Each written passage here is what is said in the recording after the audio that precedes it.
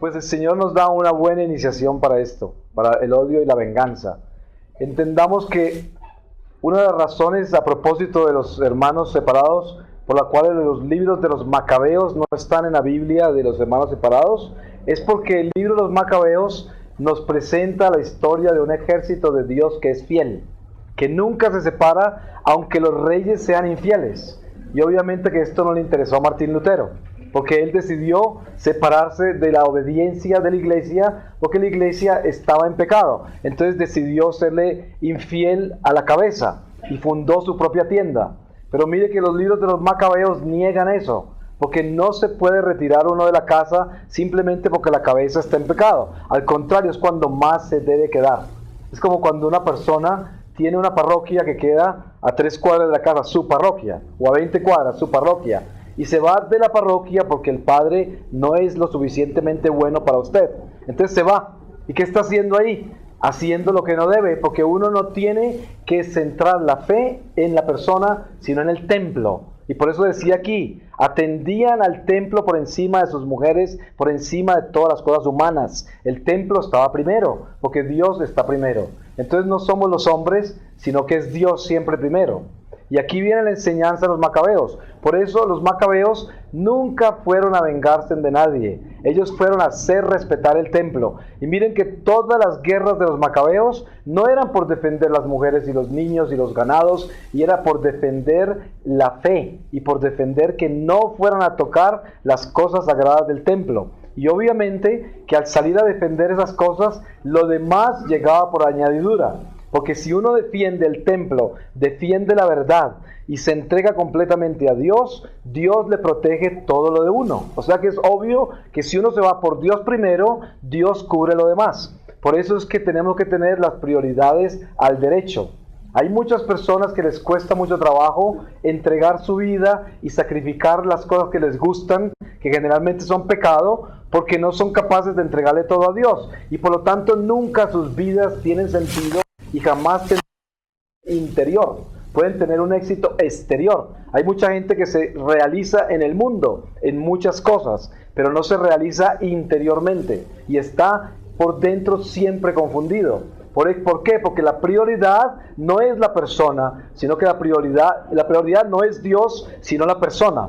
Por eso, en esta enseñanza de los Macabeos en particular, nos encontramos con 2 elementos. Uno, no se están vengando de nadie. Otro, no tienen odio de nadie, pero se fueron a la guerra. Entonces, si una persona no tiene un buen discernimiento espiritual, no entendería, porque lo normal sería, ¿por qué no le perdonaron a aquellos que hicieron tales cosas y se quedaron tranquilos allá? Pero no podían porque nadie estaba redimido, por lo tanto no existe el perdón. Nosotros todavía tenemos entre nosotros en la familia humana personas iguales que el Antiguo Testamento. Tenemos los musulmanes y los judíos. Ellos no están redimidos y viven bajo la ley de Moisés. Un diente por un diente, un ojo por un ojo, y no perdonan. Y por eso nunca habrá paz en el Medio Oriente hasta que Jesús regrese. Nadie puede engañarse con eso. Cada que hacen la paz, como ahorita que hicieron paz Líbano y Israel, es solamente por conveniencia económica, política y cosas así. Pero ellos están esperando la hora para volverse a vengar. Porque es siempre lo que tú me haces, yo te hago el doble. Y ellos se vengan siempre. Entonces, no es lo mismo que hacían los Macabeos. Porque en la época de los Macabeos, todavía ellos estaban transportando y protegiendo el arca de la alianza. Tenían una serie de elementos que estaban anunciando a Cristo, y Cristo ya llegó, y el pueblo de Dios en su mayoría lo crucificó. Por lo tanto, ya no existe más esa relación con Dios, porque la perdieron. Y San Pablo nos explica que el pueblo de Dios fue esparcido por la tierra en castigo, y Jerusalén fue destruida, y no podrá ser construida hasta que Jesús no venga con la nueva Jerusalén.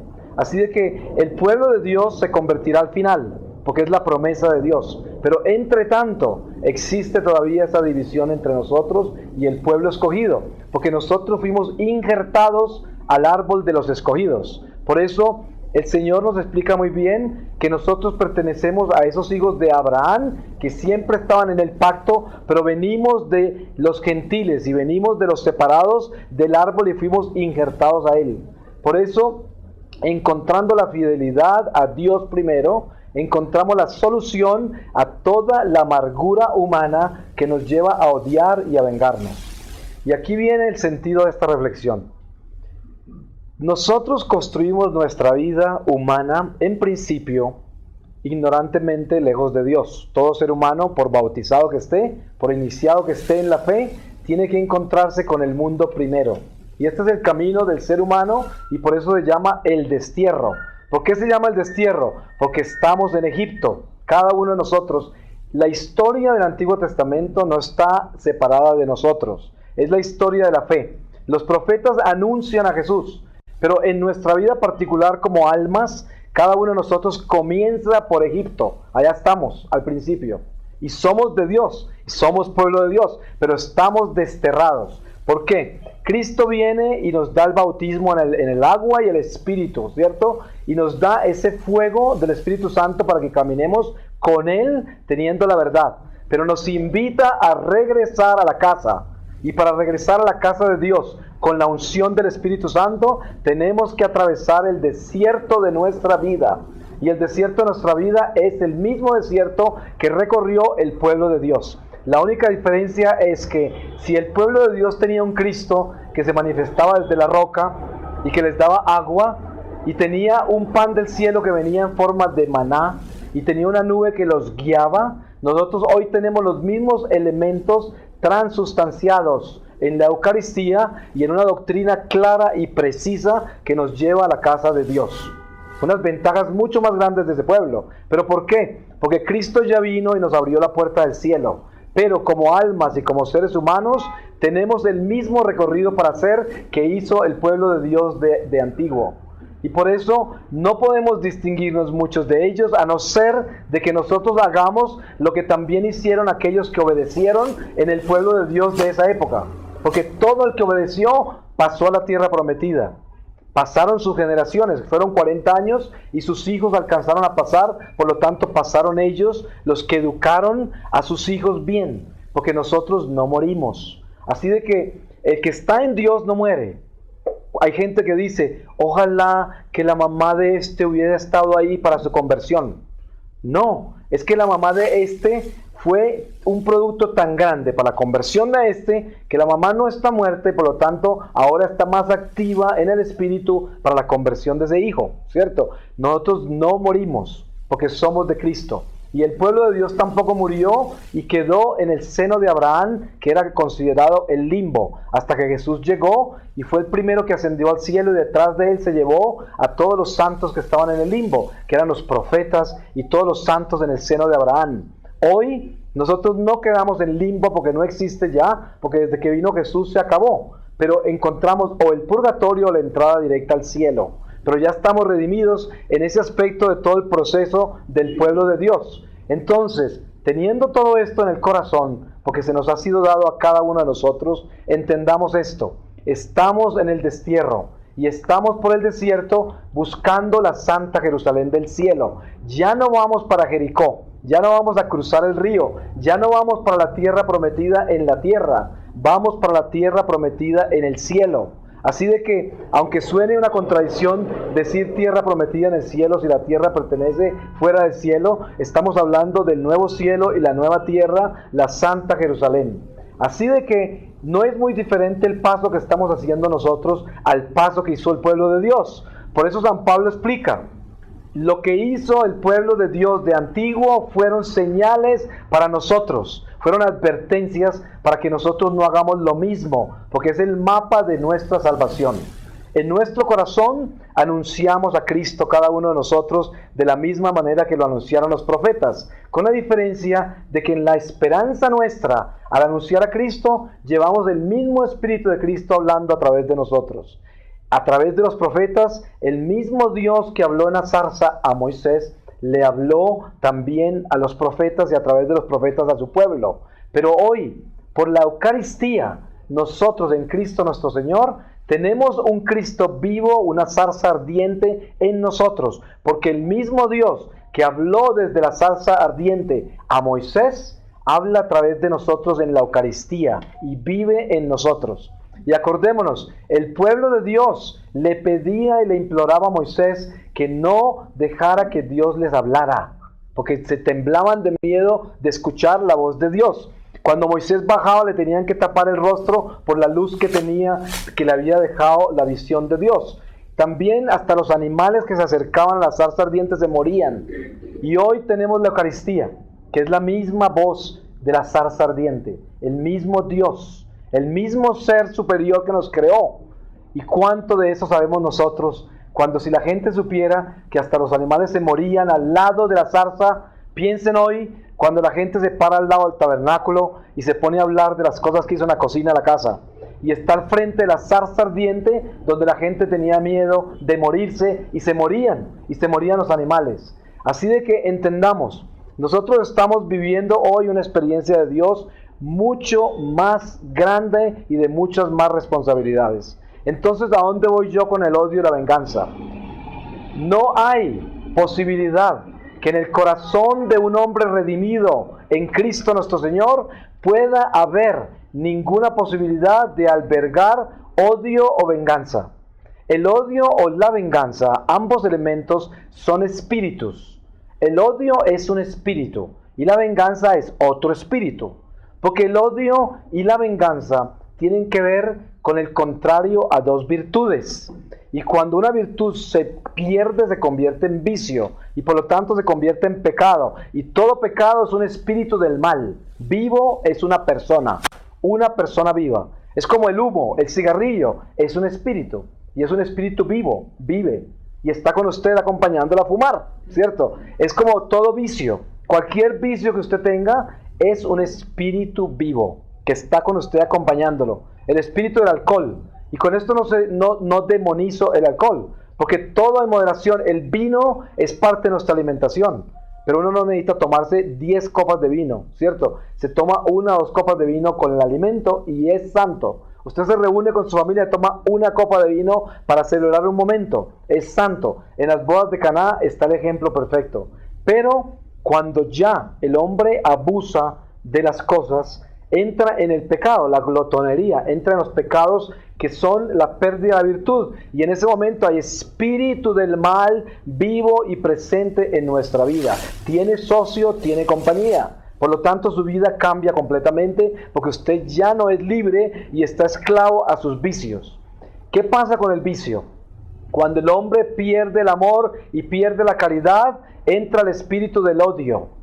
Cuando el hombre pierde el conocimiento de su incapacidad de hacer las cosas por sí mismo y pierde el conocimiento de que solo Dios, por la gracia dada, nos puede dar la posibilidad de alcanzar lo que tenemos que alcanzar, de lograr lo que tenemos que lograr, de entender lo que tenemos que entender, entonces entramos a vengarnos de todos aquellos que consideramos obstáculos de alcanzar o lograr o entender lo que tenemos que alcanzar, lograr en nuestra vida. Y empezamos a cobrarle a los demás el hecho de que no nos dejaron hacer lo que queríamos. Y por esa razón nos vengamos. La venganza es una degeneración del odio. Los dos son un matrimonio. Odio y venganza se casaron. Y ambos hicieron una fiesta. Y los dos eliminaron el corazón del hombre. Por esa razón, en ese matrimonio no hay nadie que gane, porque el único fruto de ese matrimonio es la muerte, no hay nada más. Por eso el Señor nos llama a entender el primer estado de odio y venganza inconsciente en el ser humano. Y ese es, en el pecado original, llevamos en nuestro corazón, originalmente innato en nosotros, un odio y una venganza porque nos vamos a morir. Entonces, ¿contra quién es ese odio y esa venganza? Es inconsciente. Esto no es consciente para que no me van a interpretar mal, porque esto va a ser muy duro para muchas personas. Pero si alguien no lo entiende bien, pídanle al Señor que se lo explique. Pero miren, cuando nosotros nacemos y empezamos a tener uso de razón, nos damos cuenta que nos vamos a morir. Y en ese momento nos guardamos de ese secreto muy guardado en nuestro corazón. ¿Contra quién tenemos rabia? La rabia que llevamos la tenemos contra nuestros padres terrenales. La prueba está que cuando un niño se pone bravo con la mamá, ¿para qué me trajiste a este mundo? Hasta los bebés dicen eso, ¿cierto? Entonces, ¿por qué razón tenemos eso? Y muchas personas no han manejado eso conscientemente. Por eso entramos a la psicología humana, a la ciencia humana, que un psicólogo le dice, tengo que sanar el niño en ti. Y le hacen un psicoanálisis del niño. Obviamente que esto es sano y Dios nos dio ciencia. La ciencia no llega nunca a sanar el miedo a la muerte, porque el único que venció la muerte fue Jesús. Y por esa razón, en Cristo hay la sanación verdadera de todas las iras, resentimientos, odios, venganzas, miedos. Solamente en Cristo, porque Él venció la muerte. Ningún psiquiatra, ningún psicólogo, ninguna ciencia humana podrá superarlo. Le hacen terapia, le curan un grupo de fobias y de miedos, le dan su medicación, sus terapias, se va y un año después regresa con un grupo nuevo de fobias, de miedos y de cosas. Y le siguen tratando. Eso nunca termina porque la madre miedo está viva. La madre miedo es esa angustia existencial de saber que nos vamos a morir, ¿cierto? Y ahí comienza el primer conflicto humano innato en nuestro corazón, que es el miedo a la muerte. Hay mucha gente que habla de ser muy valiente, de no tenerle miedo a la muerte, pero es porque no está todavía al frente de él o de ella, ¿cierto? Pero en el momento que la muerte está al frente suyo, se va a dar cuenta de que humanamente tiene que aceptar de que es una transición dolorosa, misteriosa, inconcebible, inaceptable y extremadamente miedosa, ¿cierto? No importa quién sea usted, pero esa es la realidad de la vida. O sea, de que nosotros tenemos que tener en cuenta que dentro de nosotros hay un resentimiento innato y muchas veces va directamente contra Dios. Hay gente que cuando las cosas le salen mal, se le muere alguien de repente, se le daña su empresa, se le daña su matrimonio, o sus hijos entran por malos caminos, o quién sabe cuántas cosas nos pueden salir mal en la vida. Y comienza en una forma muy discreta. Hay personas que son más explícitas, pero de una forma muy discreta comienza a acusar a Dios y a decir, ¿por qué será que el Señor permite estas cosas? Eso ya es una protesta, ¿cierto? Eso es tentar a Dios. Por eso la advertencia es, acuérdense lo que le pasó en el desierto a todos aquellos que tentaron a Dios. Murieron miles de ellos en un solo día, como advertencia para nosotros. Nunca se puede cuestionar a Dios. Entonces, tenemos que empezar a sanar en nosotros todo resentimiento original. El resentimiento, la razón por la cual no aceptamos nuestra mortalidad.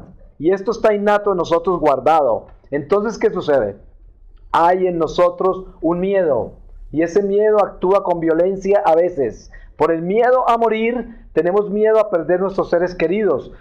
Miedo a perder una relación. Entonces de ahí vienen los celos, la manipulación, la posesión de los demás. ¿Por qué razón una persona es celosa, miedosa, insegura, manipuladora con nosotros seres humanos? Por el miedo que tiene a perderlos o a perder el control de ellos o el amor de ellos. Porque eso es innato en nosotros por el pecado original.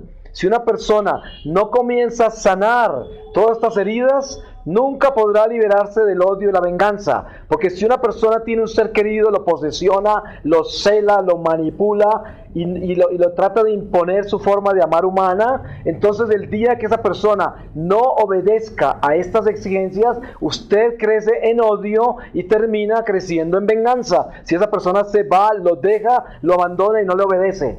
Por esa razón, estos son los elementos humanos que necesariamente llevan a la criatura a entrar en un estado de desesperación, de vicio, de pérdida de virtudes y de relación con el espíritu o espíritus del mal. Nosotros somos llamados a buscar la libertad del alma primero, antes de buscar la libertad de nuestros sentidos, razón, instintos, humanidad. Porque eso es algo que se libera automáticamente por añadidura cuando el alma está libre. El alma tiene que liberarse primero, porque el alma es nuestro ser superior. Y por eso las escrituras, todas las enseñanzas de Dios nos llevan a ser personas del espíritu y no de la carne. Entonces, entremos en la conciencia de esto. Desde niños, cuando empezamos a crecer en nuestra familia, empezamos a tomar decisiones que nos hacen amar o odiar, que nos hacen perdonar o vengarnos. Y esas decisiones marcan nuestra vida. Acuérdese de la primera vez que usted tuvo un conflicto con un hermano o con su papá y su mamá por un juguete, por algo así que lo marcó, porque se lo quitaron, se lo robaron, se lo quitaron, se lo dañaron, yo no sé qué pasó. Pero hay cosas pequeñas que van marcando al hombre. Y por eso de repente usted guardó un resentimiento con su hermano, con su hermana, con su papá, con su primo, con el vecino. Y empezaron a crecer en usted sentimientos malos que le empezaron a alimentar un abismo que lo llevó a perder sus virtudes. Pero ¿sabe? Nunca es tarde, porque el Señor está acá para decirnos a nosotros, estamos cruzando el desierto. El pueblo de Dios fiel no veía la hora de que Moisés regresara para que les contara más. Y cuando se demoraba mucho, los débiles se perdían y empezaban a hacer y construir sus propias religiones. Ustedes saben que la famosa cabala mística de los judíos apareció porque se la inventaron el pueblo infiel de Dios. Hay gente que no sabe y piensa que la cabala mística de los judíos es algo judaico santo de la tradición judaica. No es. Eso fue una abominación. La cabala es esotérica, tiene numerología y es mágica. Eso se lo inventaron los israelitas cuando se cansaron de esperar a Moisés. Y se inventaron toda una serie de ciencias esotéricas que conocían de los egipcios y las convirtieron en un idioma judaico y las involucraron en su propia tradición. Como hacen aquí a veces sacerdotes que invitan a la gente a hacer meditación trascendental con el Padre Nuestro. Y a tener, en vez de un mantra, dicen Maranatá. Ya no dicen Om, sino Maranatá. Y combinan el paganismo con el cristianismo y lo justifican porque dicen que se han acercado más a Dios, lo que hace que están meditando con el Padre Germán, o con el Padre Rodrigo, o con el Padre no sé qué. Yo no sé quiénes practican eso, los encuentro por todo el mundo en eso. Eso es falso. Ningún sacerdote puede invertir cosas paganas y traerlas al cristianismo. Eso fue lo que hizo el pueblo de Dios. Los israelitas, inclusive sacerdotes, hicieron eso y entraron en abominaciones y murieron todos ellos. Por esa razón, encontremos en esta enseñanza lo más importante que tenemos que distinguir. Se trata de mantener una limpieza interior estricta de las relaciones que tenemos nosotros con las decisiones que hemos tomado en el amor y también con los errores que hemos cometido no amando, no perdonando, porque desde ahí empezó a crecer en nosotros una oscuridad. Y esa oscuridad de pronto maneja nuestra vida. Mire que usted entra en una conversión y empieza a rezar más, se empieza a acercar a la iglesia, empieza a ejecutar los sacramentos, ya se confiesa, ya atiende a la gente que habla de Dios y los perdona un poquito. Porque de todas maneras lo molestan todavía, ¿cierto? Esa señora que habla tanto de la Virgen, ese otro que habla tanto de esas novenas, el otro que le pide tanto, y cada que yo le digo mis problemas dice, entrégaselos a Dios. Oh, yo quiero ahorcarla, ¿cierto? Yo quiero ahorcarla. Porque cada que vengo donde esta señora, todo lo que me dice es, entrégueselo al Señor, quiero ahorcarla, ¿cierto? Pero, y todas estas cosas que crecen en nosotros, y es un sentimiento que tiene que irse sanando. Yo creo que cada uno de nosotros acá ha vivido esa experiencia, que es aprender a amar y perdonar. ¿Cuánto odiamos en un momento dado esa persona que nos responde con esas frases tan sencillas, que aparentemente son tan profundas y que de pronto la misma persona que las pronuncia ni las practica, ¿cierto? Que es lo que más rabia me da, ¿no? Entonces, todas estas cosas son parte de nuestro odio innato humano, nuestra rabia, la venganza que llevamos en la carne, en nuestra humanidad. Y esa humanidad, ese odio, esa rabia, ese resentimiento, todo eso es lo que tenemos que eliminar de nosotros. Porque ese es un espíritu que se come nuestra humanidad y por lo tanto nos pervierte nuestra alma. Y cuando pervierte nuestra alma, perdemos el amor. Cuando usted se encuentra con una persona que lo moleste harto en su forma de ser, acuérdese que el Señor se la mandó para santificarlo. Acuérdese de eso.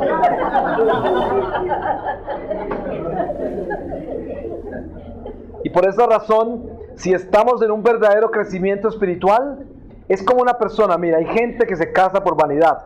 Ustedes conocen esto, mire. Dios de todo hace cosas maravillosas, porque Él se glorifica en los errores nuestros. Digamos, usted es una persona un hombre muy vanidoso, muy pretencioso desde que era adolescente. Y se consiguió una noviecita a los 21 años, la más bonita de todas, ¿cierto? La más distinguida de todas y de pronto hasta la más rica de todas, porque esa es su forma de ver la vida y ese es un éxito para usted. Así creció y de repente se casó. Y después de que se casó y tuvo su primer hijo, se dio cuenta que se casó con la que no era, ¿cierto? Entonces, ¿qué le toca hacer a usted? Si usted se casó y tuvo ese sacramento por vanidad, Dios mismo se glorifica en esa cruz que usted tiene allí, para que arrastrándola pueda llegar a Él santificándose en sus errores. Y eso es lo que Dios hace con nosotros. Por esa razón el sacramento del matrimonio siempre será santo, siempre. Porque si una persona entiende que no se casó con nadie, sino con Dios primero, entonces se va a dar cuenta a quién le debe responder sus cuentas. Si usted por vanidad tomó decisiones en su vida, páguela en esta vida. Porque si usted por acomodarse y arreglar su vida, cambió de opinión y tomó otra decisión, purgatorio, a no ser de que se arrepienta a tiempo y le diga al Señor la verdad y confiese y entre en un acto de contrición y cambie su vida a tiempo. Hay tiempo para todo cuando conocemos la verdad. Si el Señor nos dice la verdad, es porque quiere que la escuchemos y cambiemos. Y esto no puede suceder de repente en 5 minutos, pero puede suceder en esta vida. Y tampoco es que vamos a pensar que tenemos mucho tiempo, porque no lo tenemos, porque nosotros no sabemos cuánto nos queda aquí en la tierra. Pero es importante entender esto. Dense en cuenta ustedes que todo lo que es adverso a nuestras apetencias es santificación para nosotros. ¿Cuántas personas vienen y nos dicen, cuando nosotros estamos en un proceso de crecimiento, les dicen, yo no sé qué hacer con mi hermana que me vuelve loco? Dice, ofrécesela al Señor. ¡Oh! Yo los quiero ahorcar, ¿cierto? Y eso es, todo ofréceselo a Dios. Pero miren, al fondo es esto. Cuando nosotros hablamos de que mi marido me enloquece, mi esposa me enloquece, mi hijo me enloquece, mi vecino me vuelve loco, todo esto, nosotros sabemos cuál es la solución, pero nos queremos quejar. Y por eso ningún consejo nos sirve, ninguno. ¿Sabe cuáles los consejos que más sirven al ser humano? Los consejos malos. Esos les encantan. Porque uno está buscando siempre que le digan que uno está correcto. O sea, hay gente que se va a confesar 20 veces el mismo pecado con 20 sacerdotes diferentes, esperando que alguno esté más mal que uno para que le diga, no te preocupes. ¿Cierto? Eso es. Dios te entiende, Dios te ama. Un sacerdote bien podrido, ¿cierto? Y ahí sale uno tranquilo. Un sacerdote me dijo que estaba bien. Digo, bueno, continúa. Ojalá que los dos puedan entrar al cielo juntos, ¿cierto? Sí, eso es. Pero mire, ninguno de nosotros nos podemos engañar. La verdad se nos ha sido dada. Cuando usted ha sido bautizado en Cristo, cuando usted ha recibido la Eucaristía, ¿por qué razón santos como Santa Teresa de Ávila nos dan testimonio de que vieron niños en el infierno? ¿De qué niños hablaba ella? Hablaba de niños que habían recibido la Eucaristía. No eran bebés, no eran bebés. Estamos hablando de niños ya creciditos. ¿Por qué razón? Porque cuando nosotros recibimos el bautismo, recibimos el exorcismo del pecado original y somos invitados a obedecer la gracia en Cristo nuestro Señor.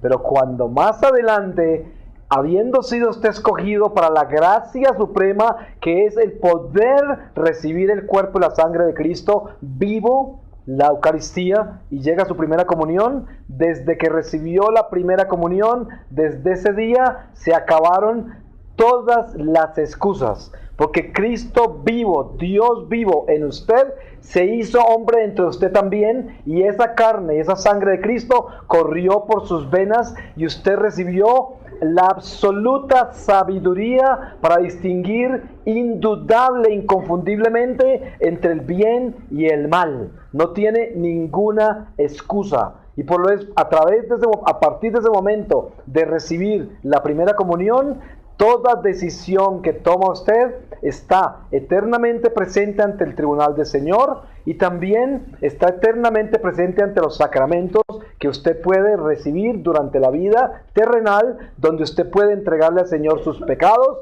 repararlos, pagarlos y entrar puros donde Él, después de haber cometido esas faltas tan horribles, lo cual no tuvo el pueblo de Dios antes de Cristo. Esa es la ventaja que tenemos nosotros. Pero miren ustedes, si nosotros estamos aquí presentes en este momento, mirándonos bien profundamente al corazón, y nos damos cuenta de todos los obstáculos que tenemos para verdaderamente aceptar la verdad que se nos ha sido dada desde la primera comunión, entonces más vale que le hagamos reversa a todo esto y empecemos desde el día de la primera comunión, porque de repente nunca hemos caminado en obediencia a la sabiduría que nos fue dada. Y el Señor no tiene inconvenientes con eso. Si usted le dice, Señor, déjame ser 7 años otra vez, voy a empezar, Él le dice que sí, empiece otra vez. Y olvídese de tanta práctica religiosa de todos los años que usted ha practicado, porque a lo mejor no le sirvieron para nada. Porque de repente usted, a pesar de tener la sabiduría del Espíritu Santo y la fuerza eucarística en sí, dentro de sí mismo, nunca hizo exactamente lo que su conciencia le dijo, sino lo que usted quiso porque le convenía. Por lo tanto, usted no le ha hecho justicia a la Eucaristía y a la sabiduría que Dios le dio. Entonces usted vive siempre resentido y siempre prevenido con todos aquellos que quieren quitarle de la boca esa carne maloliente y venenosa del pecado que usted come, ¿cierto? Y por esa razón crece en usted odio y resentimiento contra la gente que le dice la verdad, contra la gente que obedece a Dios, contra la gente que camina con el Señor, porque esa gente le estorba a usted. Y si les llegan a decir algo de su conducta, usted no los perdona, porque usted tiene en sí una decisión tomada errónea con la cual vive. Y por lo tanto no quiere que nadie le diga que usted está equivocado, porque eso no le conviene. Entonces, ¿de quién se reúne usted? ¿De quién se rodea? Se rodea de toda la gente que hace lo que usted hace, para poder que lo acepten como usted es. Entonces, si el ladrón no quiere cambiar, solamente puede andar entre ladrones. Si la prostituta no quiere cambiar, solo anda con prostitutas. Si el mentiroso no quiere cambiar, nadie lo va a soportar y termina andando solo con mentirosos. Son los únicos que lo aceptan. Entonces, eso es lo que sucede con el pecado. La miseria busca compañía, simplemente. Por esa razón, la sanación interior del hombre, para evitar y sanar y derrotar todo aspecto del odio y la venganza que hay innato en nosotros, tiene que comenzar por un aceptar quiénes somos. Somos seres mortales, imperfectos, llenos de miseria, con las más grandes tendencias al pecado. Eso somos nosotros. Partamos de ahí. Nunca espere que usted solo puede lograr superar nada de lo que le está pasando malo. No espere eso, pero sí haga todo el esfuerzo por reconocerlo y renunciar a las cosas malas que hay en usted. Porque en ese momento empieza a aceptar la gente o a hacer el esfuerzo por aceptar a esa gente que lo molesta tanto. Esa gente que hace cosas que me molestan tanto. Hay mucha gente que me quita la paz. Hay mucha gente que la sola apariencia física me dan náuseas. Usted ha visto cómo el odio y la venganza que llevamos dentro de nosotros se desarrolla hasta un nivel tal que nosotros hay gente que no queremos y ni siquiera la conocemos. ¿Y por qué razón no la queremos? Pónganse a pensar bien en eso. ¿Por qué razón usted va por la calle y ve a una persona e inmediatamente usted no la acepta? No la acepta. Porque tal vez no le gusta la forma en que se viste, la forma en que mira, el color del pelo, la forma en que se peinó o no se peinó, su calvicie, yo no sé, su nariz, sus ojos, su forma de caminar, de expresarse, le recuerda a un enemigo, le recuerda a una persona que usted odió, yo no sé. Pero nosotros llevamos unas decisiones tomadas en nosotros que son parte del odio y la venganza que tenemos contra la humanidad. Porque en muchas formas la humanidad nos ha afectado. ¿Y sabe cómo nos ha afectado la humanidad a nosotros? Nos ha afectado siempre cuando la humanidad no ha hecho lo que nosotros queremos. Eso, en esa forma nos hace... Cuando uno desprecia a una persona, cuando esa persona lo desprecia a uno.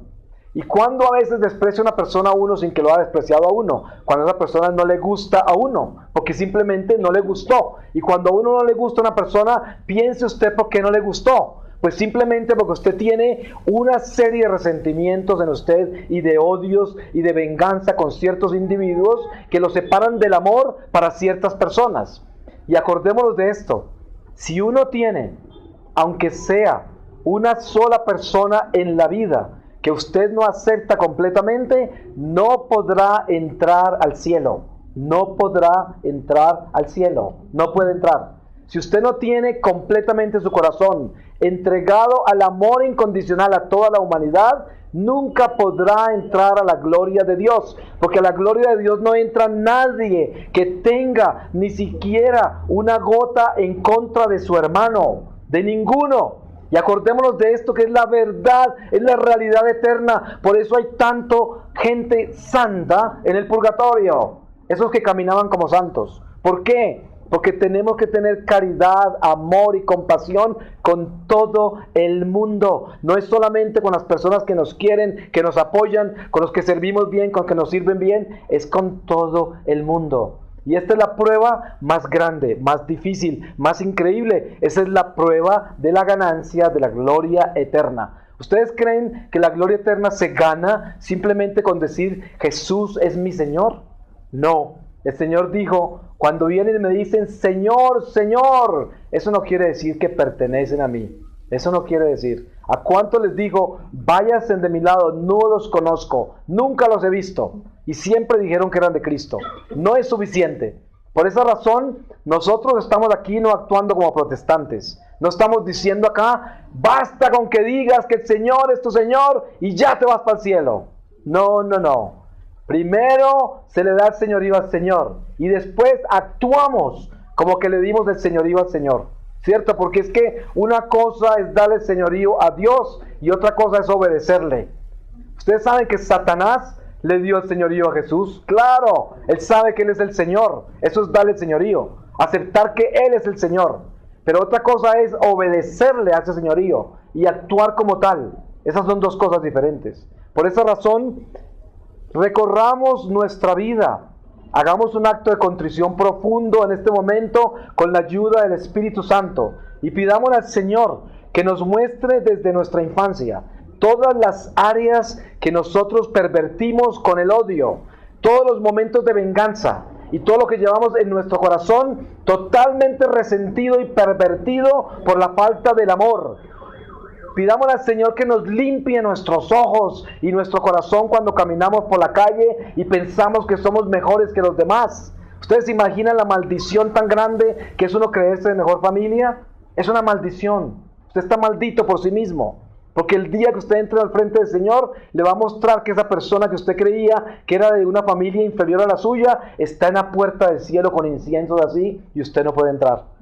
Así de que acuérdese de esto. El amor de Dios se manifiesta en el momento que usted desaparece como persona y aparece como alma, como espíritu y dice, todos somos hijos de Dios. Y si usted no es capaz de hacer eso, comience antes de que lo coja la noche. Porque yo le aseguro a usted, cuando usted llegue donde el Señor, Él no le va a decir, ¿cómo está, princesita Zuluaga? Siga, ¿cierto? Allá no lo va a recibir por títulos ni honores, ni quién era su papá, ni su mamá, ni cómo eran de importantes. Eso va a ser quizás su condenación.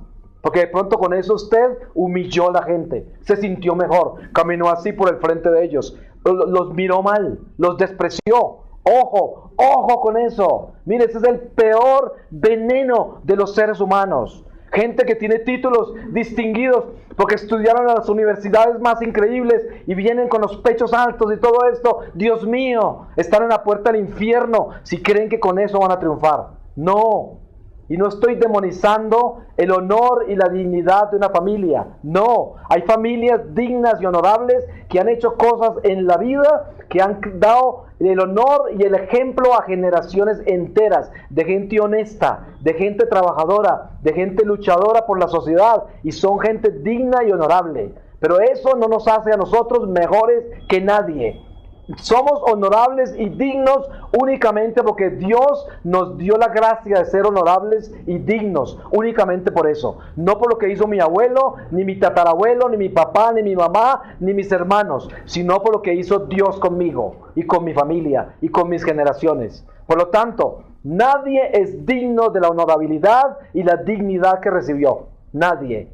Solamente Dios dio la gracia para eso. Por lo tanto, jamás te ensalces, porque serás humillado al frente del tribunal del Señor. Allá serás humillado, horriblemente, y serás humillado por las mismas personas que humillaste. Porque San Pablo nos dice, y nosotros juzgaremos a los ángeles. ¿A cuáles ángeles? A los caídos, a los ángeles caídos. ¿Y cómo vamos a ser nosotros si no entramos al cielo? Seremos como ángeles caídos. ¿Y por qué está eso revelado así? Porque Jesús nos enseñó. Esa mujer que se casó con 7 hermanos, el Señor le dijo a los saduceos: seréis como ángeles en el cielo. No va a ser la esposa de nadie. Entonces, cuando perdemos, seremos como ángeles en el infierno, ángeles caídos. Y por eso seremos juzgados por las mismas personas que humillamos. Ellos mismos serán nuestros jueces. Así de que encontremos esta realidad de nuestra vida: el odio, la venganza, el resentimiento, el orgullo, la vanidad, la pretensión. Estos aires que tenemos nosotros humanos que nos separan de los demás son nuestra condenación. Empecemos desde ahora a hacer un ejercicio verdadero en el cual, al mirar a nuestros hermanos todos, pidámosle clemencia y misericordia a Dios, porque esta persona me molesta, yo no la veo igual que yo. Mire esta persona que está allí, maloliente, en la calle, tirada, borracho, con llagas, pobre, sin casa, abandonado, perdido, ladrón, yo no sé. Esa persona la siento yo diferente, esa persona no la quiero, no la acepto en mi vida. Que Dios tenga misericordia de mí, porque esa persona de pronto puede entrar al cielo primero que yo.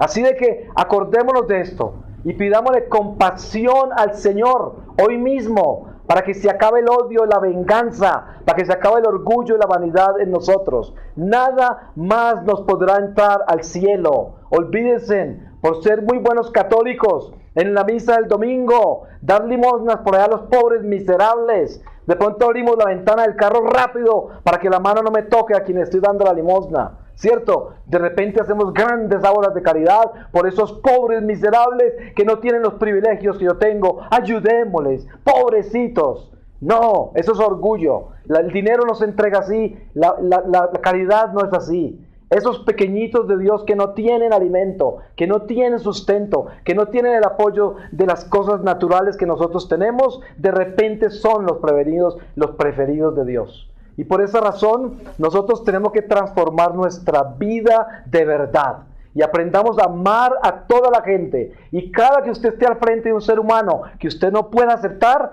no se vaya. Quédese ahí y dígale al Señor: dame la gracia de amar a esta persona, dámela. Al frente de un pordiosero, de una persona que esté mal, de una persona que usted odie, de una persona que es horrible, una persona que usted no acepte, no se mueva, quédese ahí, implórele al Señor, dígale: Señor, este es el obstáculo para yo entrar al cielo, ayúdame a derrumbarlo, ayúdame a amar a esta persona que yo no puedo amar, ayúdame. Y el Señor vendrá corriendo a romperle ese corazón de piedra y le enseñará, porque el cielo correrá urgentemente a ayudar a un pecador arrepentido.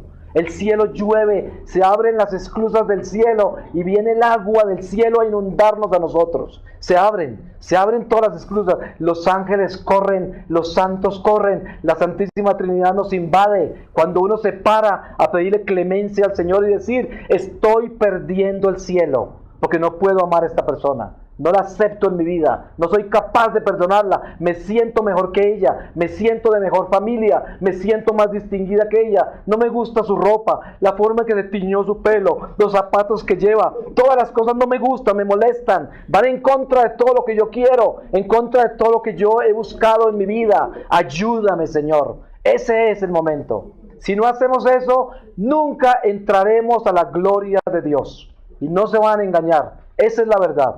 Y la verdad, y el Señor sabe que esa es la verdad entre nosotros en este mismo momento. Por eso pidamos al Señor la verdadera liberación, para que no seamos hipócritas ni mediocres. Porque no hay cosa más horrible para los ángeles del cielo que un católico mediocre. Pobres ángeles, acompañando semejante desastre, que va caminando directo para los infiernos.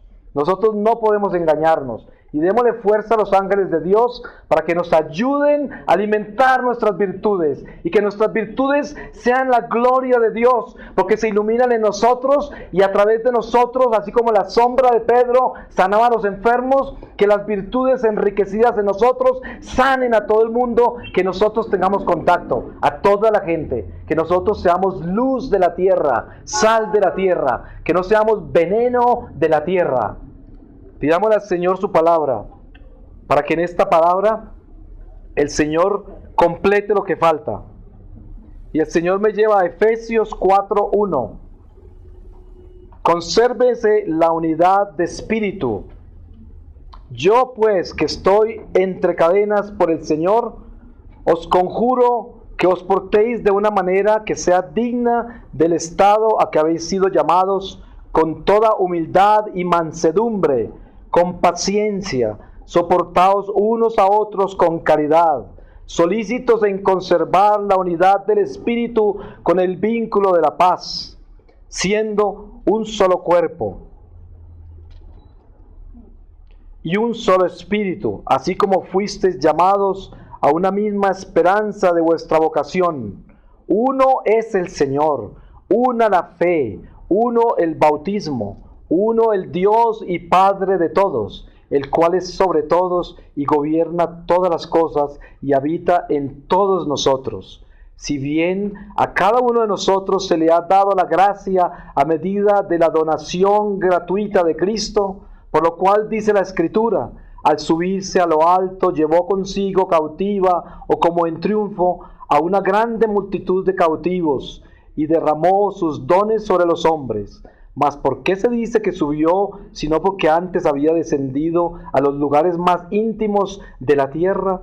El que descendió, ese mismo es el que ascendió sobre todos los cielos para dar cumplimiento a todas las cosas. Y así él mismo a unos ha constituido apóstoles, a otros profetas, y a otros evangelistas, y a otros pastores y doctores, a fin de que trabajen en la perfección de los santos en las funciones de su ministerio, en la edificación del cuerpo de Cristo, hasta que arribemos todos a la unidad de una misma fe y de un mismo conocimiento del Hijo de Dios, al estado de un varón perfecto, a la medida de la edad perfecta, según la cual Cristo se ha de formar místicamente en nosotros, por manera que ya no seamos niños fluctuantes, ni nos dejemos llevar aquí y allá de todos los vientos de opiniones humanas por la magnanimidad de los hombres, que engañan con astucia para introducir el error.